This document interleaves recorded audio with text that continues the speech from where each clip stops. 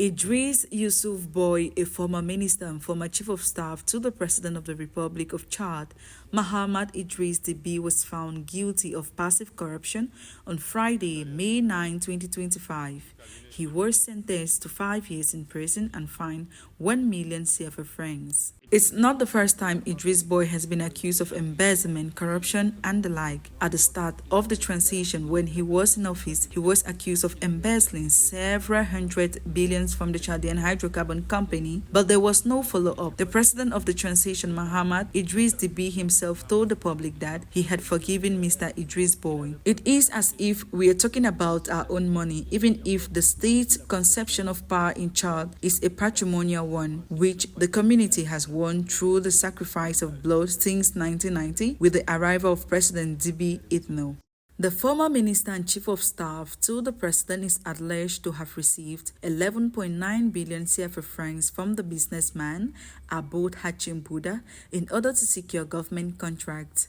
The case arose following a complaint lodged by the businessman Aboud Hachim Bouda, who accused Idris Youssouf Boy of fraud. At the end of the investigation, however, it was the same complainant who was convicted of active corruption, with an identical sentence, 5 years imprisonment and a fine of 1 million CFA francs. In fact, the problem is more political than judicial and legal.